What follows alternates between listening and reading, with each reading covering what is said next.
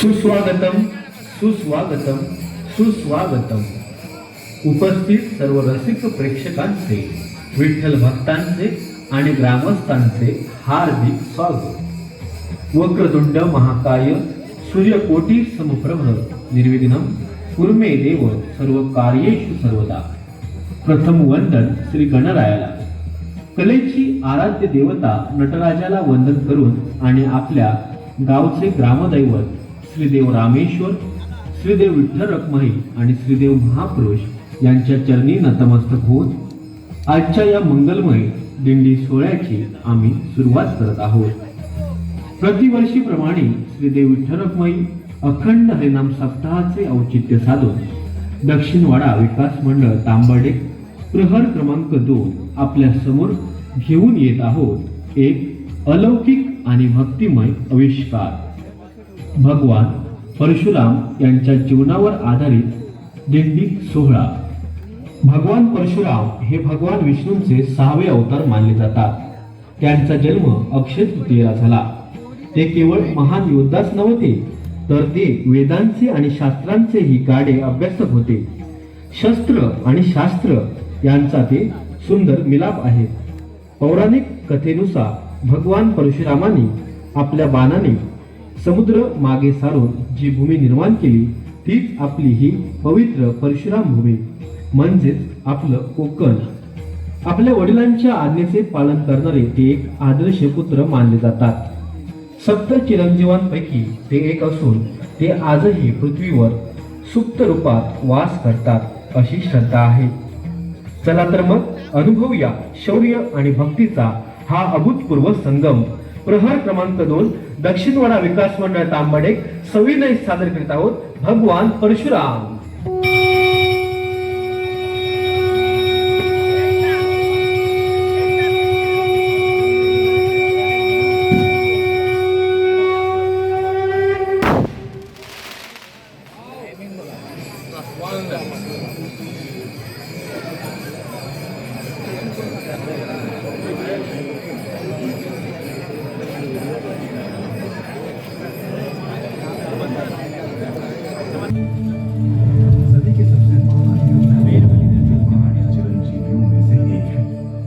जिसने अपनी ही माता का शीश काट दिया, जिसने पूरी पृथ्वी से 21 बार क्षत्रियों का संहार किया, धर्म की रक्षा की, विष्णु के दशावतारों में से एक है.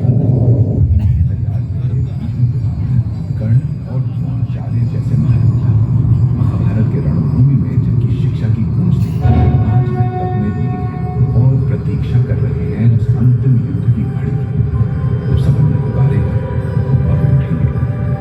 भगवान कल की युद्ध करने से तो चलिए जानते हैं उस दिव्य अवतार की कथा जो ब्राह्मण भी और योद्धा भी भगवान विष्णु के छठे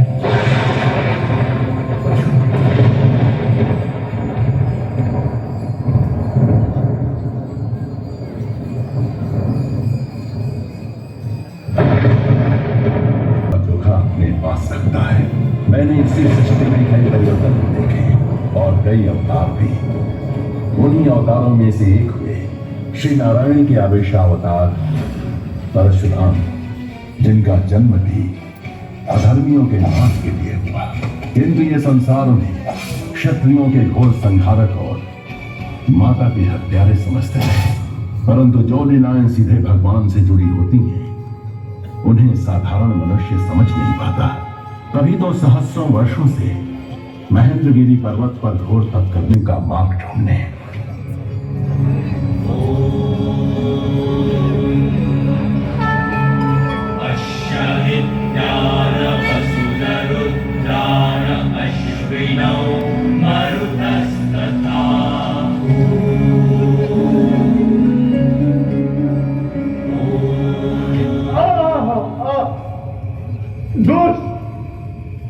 मुक्त कर दे मुझे.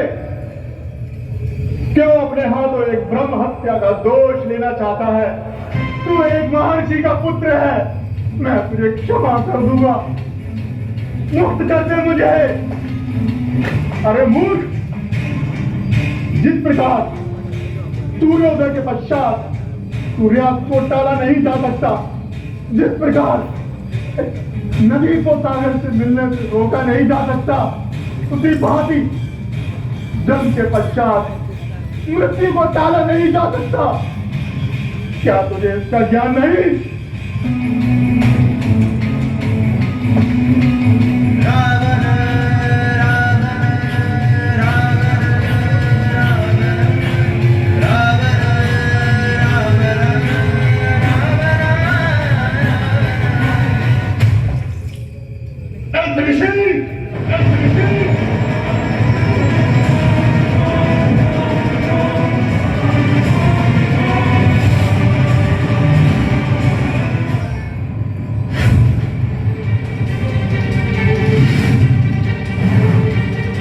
लंकेश रावण को प्रवचन दे रहे हो? क्या तुझे इतना भी ज्ञान नहीं कि मैं कौन हूं?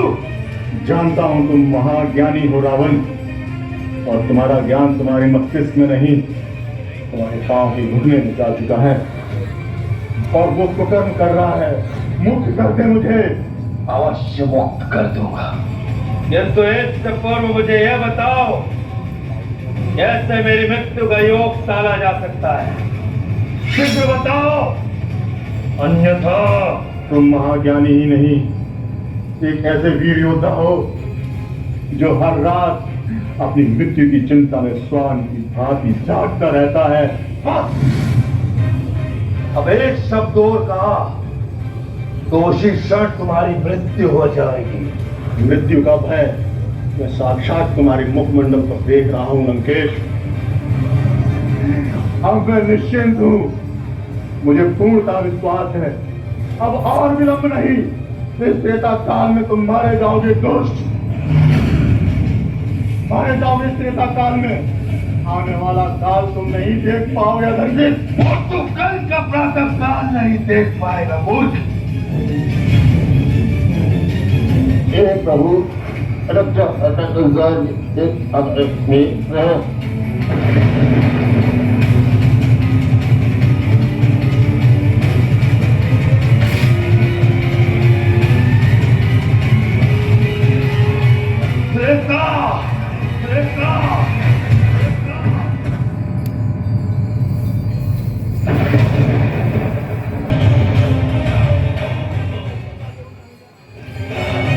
कोई तो रक्षा करो मेरी, देवराजेंद्र सहायता कीजिए मेरी।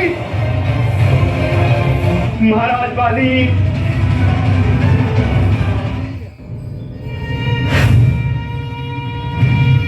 त्रेता मेरी रक्षा कीजिए, मैं आपकी शरण में आया हूँ महाराज बाली।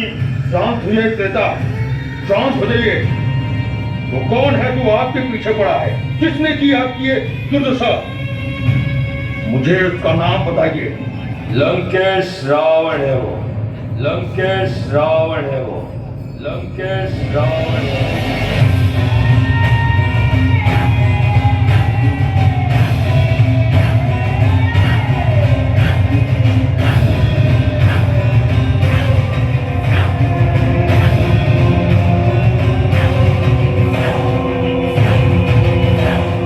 महाराज बाली, ये मुझे बंदी बनाना चाहते हैं।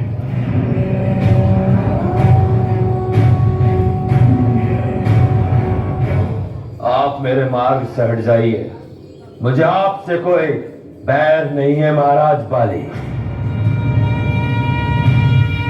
बस आप मेरा खेत मुझे सौंप दीजिए।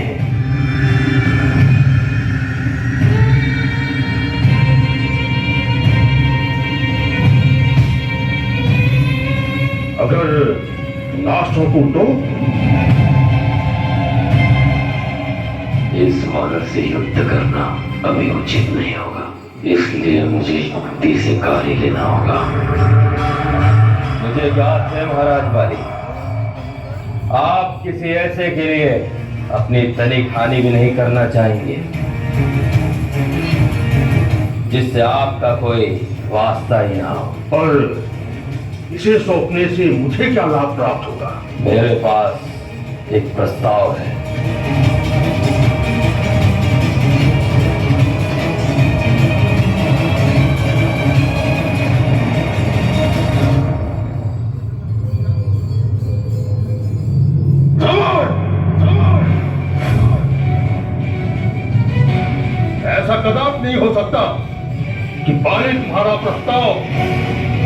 अस्वीकार कर दे।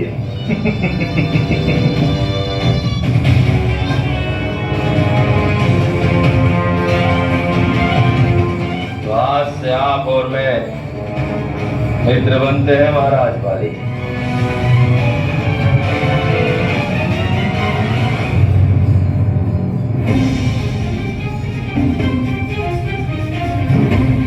बाली अपनी हानि कदाप नहीं होने देता। ये रख सकते हैं अपना आखिर। नहीं महाराज बाली,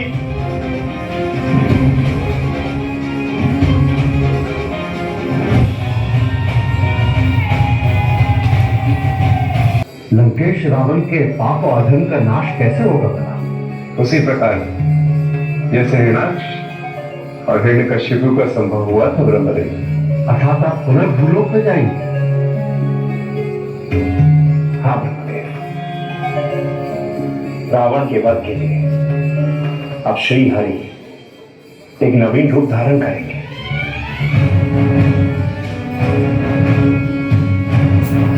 और वो अवतार होगा मर्यादा पुरुषोत्तम श्री राम।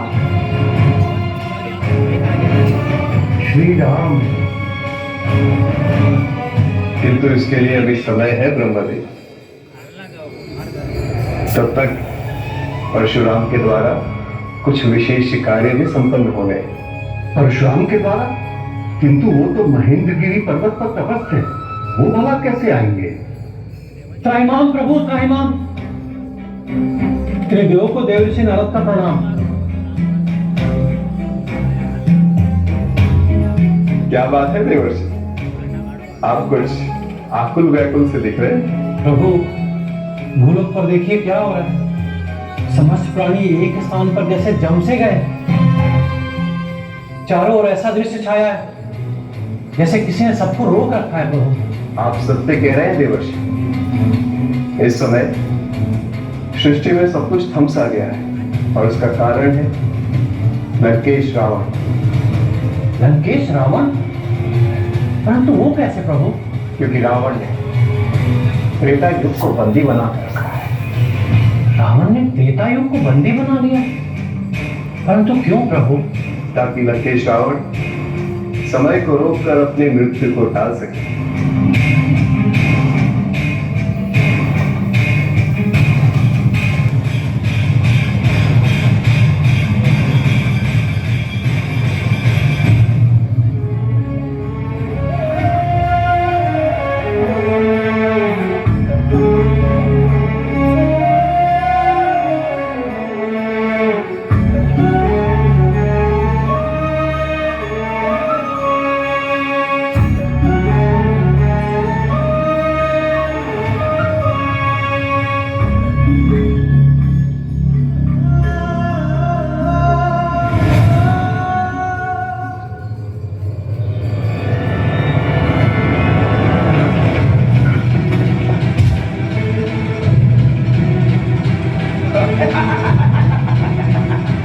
मेरे हुए 10 पत्थर, मेरे हुए 9। बस गिन कर रख लो। लंकेश रावण ने कहा है जिसके जितने पत्थर पड़ेंगे उसे उतना ही पुरस्कार मिलेगा। अवश्य अवश्य है पुरस्कार मिलेगा, किंतु ये स्मरण रहे ये रुकने ना पाए। लंकेश रावण की, लंकेश रावण की, लंकेश रावण की, लंकेश रावण की, लंकेश रावण की, लंकेश रावण की। भला हो उस ऋषि का जो मुझे बार बार सोचता रहा कि मेरी मृत्यु त्रेता युग में होगी, पर वो तो बेचारा चले गया। पर देखो मेरे हाथ क्या लगा, त्रेता। अब त्रेता युग ही आगे नहीं बढ़ेगा तो लंकेश रावण की मृत्यु कैसे होगी? तो सत्य कहा ना मैंने। ये तुम्हारी भूल है लंकेश रावण। तुम समय को अपने अनुसार चलाओगे। समय किसी के बंधन में नहीं रहता, अपितु हम सभी समय के बंधन में रहते हैं। कोई ना कोई आएगा जो मुझे शीघ्र यहां से छुड़ा ले जाएगा। उत्तम, अति उत्तम। किंतु कौन होगा वो जो तुम्हें लंकेश रावण के बंधन से मुक्त कराएगा?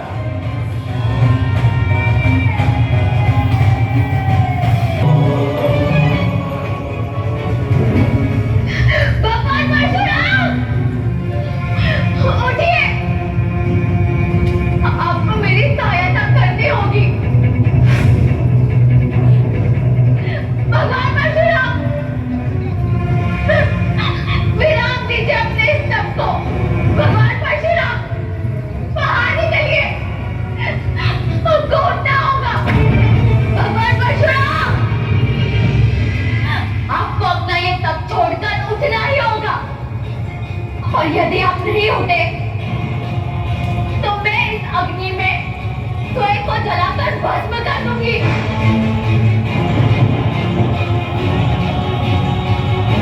अग्नि से जलने की पीड़ा आप तो समझते ही होंगे।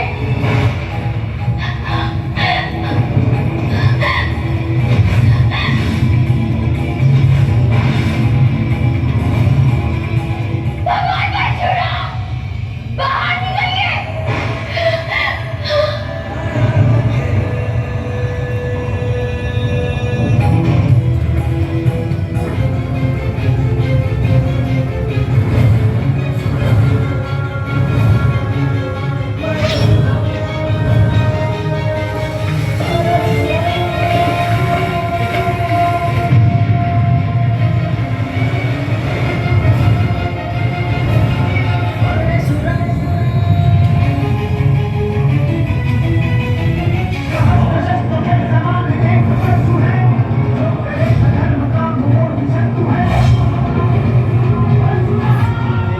कौन हो तुम?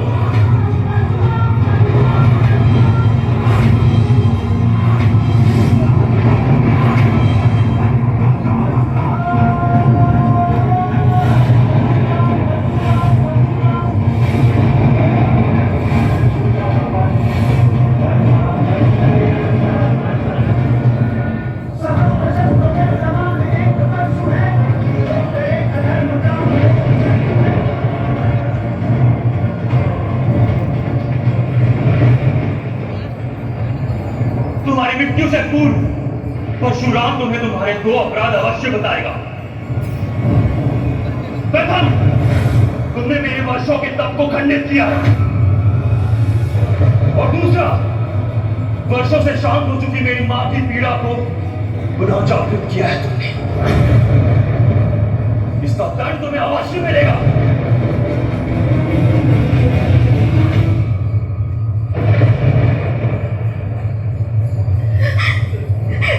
क्षमा कीजिए प्रभु, मैंने आपका तप खंडित कर दिया, किंतु आप जो चाहे मुझे दंड दे सकते हैं। ये अच्छा है, पहले मेरे वर्षों की तप को खंडित कर दो, फिर मुझसे ही क्षमा मांग लो।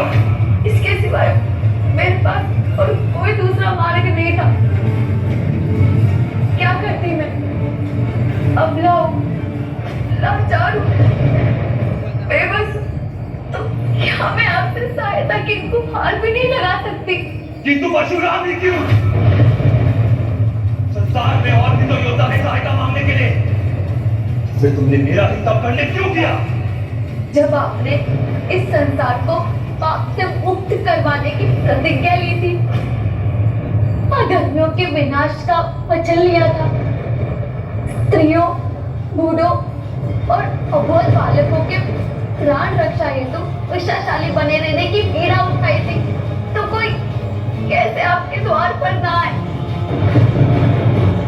सहस्त्र वर्ष पूर्व हम जैसे लाचारों और अबलाओं के लिए आपने न्याय की आशा की ज्योति हमेशा जलाए रखी। जब आपने सहस्त्र बाहु जैसे अधर्मियों का संहार किया था, अब उस न्याय की आशा को बुझाकर आप शांत नहीं बैठ सकते। आपको हमारी भी सुननी होगी, आपको हमारी भी सहायता करनी होगी। सब सुना है मुझे, कुछ भूला नहीं है परशुराम, किंतु मेरा प्रश्न है परशुराम ही क्यों? क्योंकि प्रभु मेरे स्वामी जिनके बंदी हैं, वे आपके सिवाय उसे कोई मुक्त नहीं करवा सकता। इसलिए तो सहायता की गुहार लगाने मैं आपके पास आई हूँ। कौन है वो जिसके लिए तुमने मेरी वर्षों की तप खंडित की? मैं भी जानना चाहूंगा उसका नाम, जिसने तुम्हारे पति को बंदी बनाया है। लंकेश रावण ने।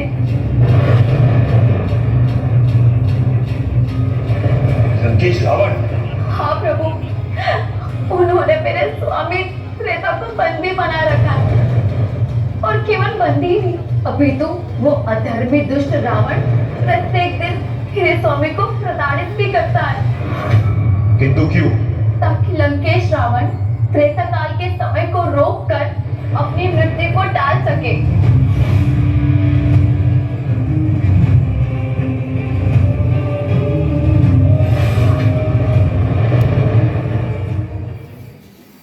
पुराने में तो प्रभु परशुराम और रावण के बीच एक नया अध्याय शुरू हो गया। दोनों के पास ही महादेव के दिव्य अस्त्र हैं, परशुराम का परशु और लंकेश का चंद्रहास। किंतु मैं इस बात से चिंतित हूं कि अगर परशुराम ने लंकेश का वध कर दिया तो श्री राम के अवतार की मर्यादा का क्या होगा? त्रेता युग में घटित होने वाली उन घटनाओं का क्या होगा जो राम और रावण से जुड़े हुए हैं? इसीलिए हे नारायण, हे महादेव, परशुराम को रोकिए, अन्यथा वो रावण का वध समय से पूर्व कर देंगे।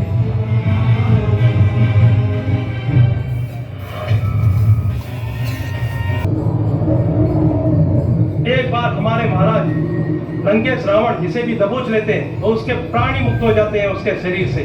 सत्य कहा तुमने। अब तो इसकी अर्थी भी यहीं से उठने वाली है। ऐसा कोई योद्धा नहीं बचा धरती पे जो त्रेता को लंकेश रावण के चंगुल से मुक्त करवा सके।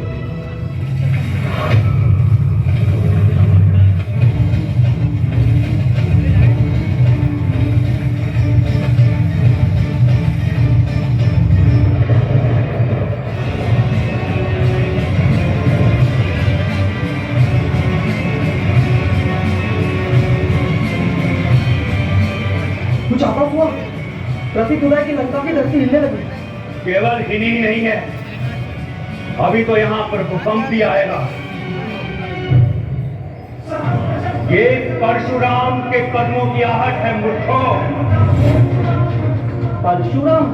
हाँ, भगवान परशुराम।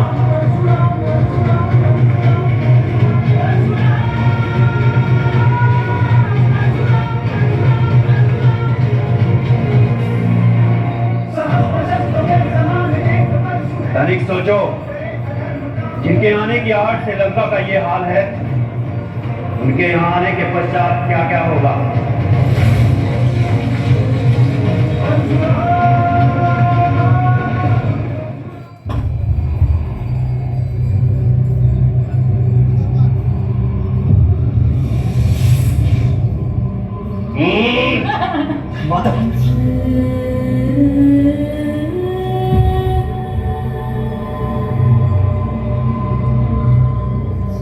मुझे घर से मत निकालो पुत्र, मैं कहाँ जाऊंगी? चुप, नरक में जाओ, किंतु तुम्हारा अब इस घर में कोई स्थान नहीं। दुष्ट, जिस माँ ने तुझे कोप में 9 मार रखा, तू उसे अपने घर 9 दिन भी नहीं रह सकता। तू रख ले।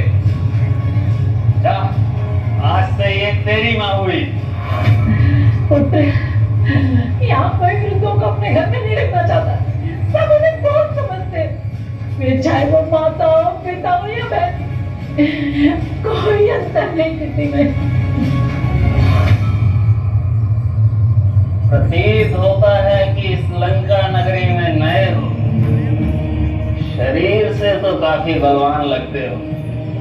चलो, तुम्हें लंकेश के यहाँ कार्य में लगवा देता हूँ।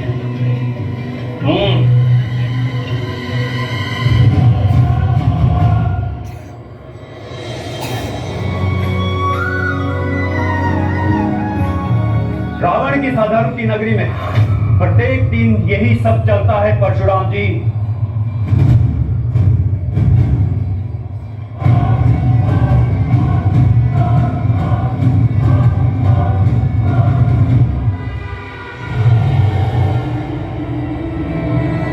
बेटा,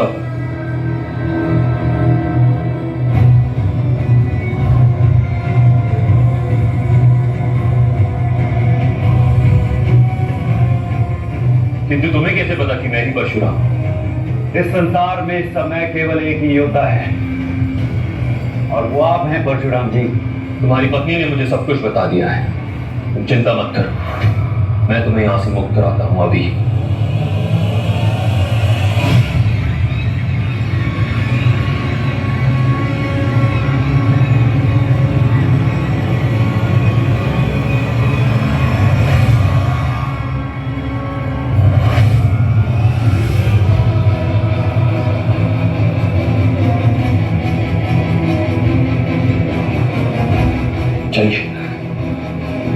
शिव शंभो, शिव शंभो, जय शिव शंभो।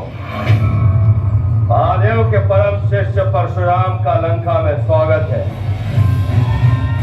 ये तो इस प्रकार मेरे आखेट को ले जाना यह आपको शोभा नहीं देता है परशुराम। तो क्या तुम्हें शोभा देता है लंकेश? इस तरह कहता को अपना बंदी बना के रखना। भूल गए क्या एक समय पे तुम भी किसी के बंदी थे? सौगंध महादेव की, लंकेश रावण कभी कुछ भूलता नहीं है परशुराम। आपने मुझे एक बार सहस्त्र भाव के यहां से मुक्त कराया था, किंतु इसके बदले मैंने अपने गुरु भाई का सहस्त्र बार धन्यवाद और नमन किया है। किंतु इसका अर्थ यह नहीं कि आप मेरे निजी जीवन में हस्तक्षेप करें और मनमानी करें। मनमानी तो मैं यहाँ देख रहा हूँ लंकेश, जहाँ एक वृद्ध माँ को उसका ही पुत्र घर से बाहर निकाल रहा है। चलो देता। रुक जाइए परशुराम, वो रेखा देख रहे हो ना?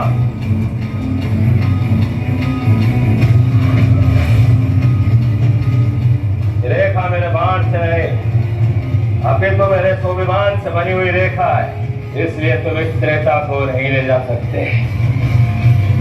स्वाभिमान या भय? मृत्यु का इतना ही भय है लंकेश, तो अधर्म छोड़ क्यों नहीं देते? समय को बांधने से उत्तम है स्वयं को बांध लो, अधर्म करने से बच जाओगे। चलता हूं।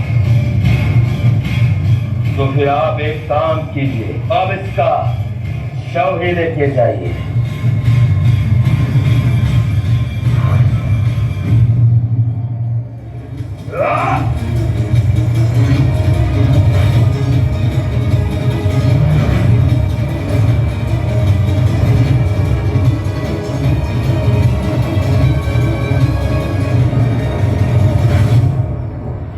एक योद्धा कभी पीछे से वार नहीं करता लंकेश, सामने से करता है।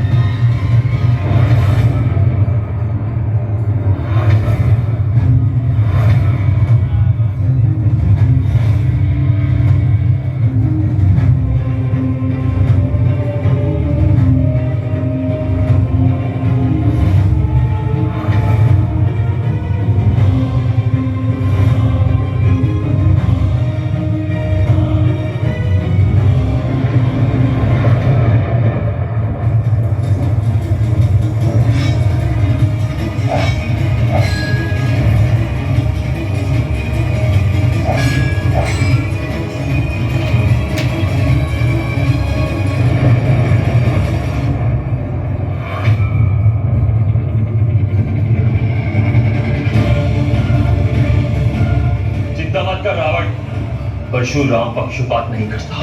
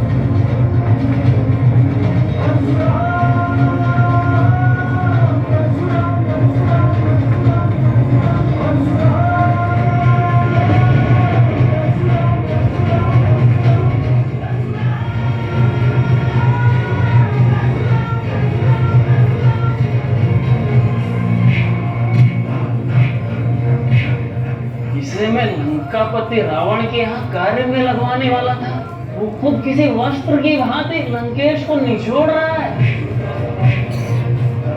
है कौन ये? परशुराम नाम है उनका। अब तुम्हारे लंकेश अधिक समय तक जीवित नहीं रह पाएंगे।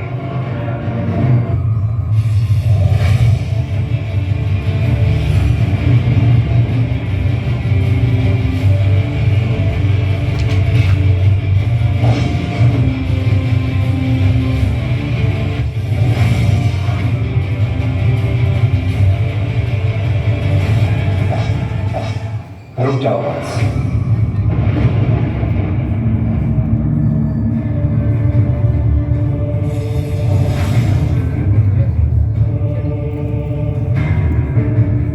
छोड़ दो लंकेश रावण को।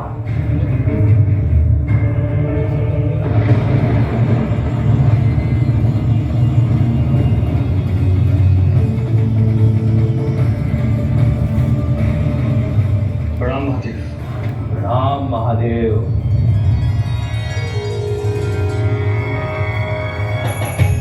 लंकेश, तुम भी मुक्त कर दो त्रेता को। किंतु प्रभु वो लंकेश, तुम चाहो तो मैं इसके अतिरिक्त तुम्हें एक वरदान दे सकता हूं।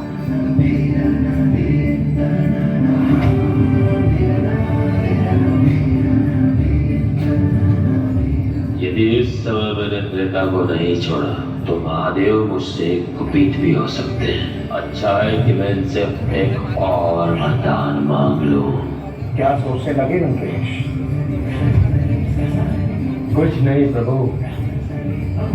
यदि आप मुझे वरदान देना ही चाहते हैं तो आप मुझे आपके सर्वश्रेष्ठ भक्त होने का वरदान दे दीजिए। तथास्तु।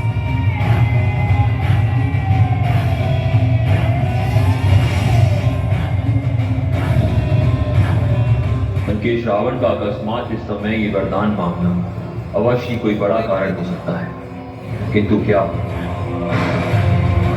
हे महादेव, ये यात्रा और कितनी लंबी होगी? आपकी लीला आप ही जाने प्रभु।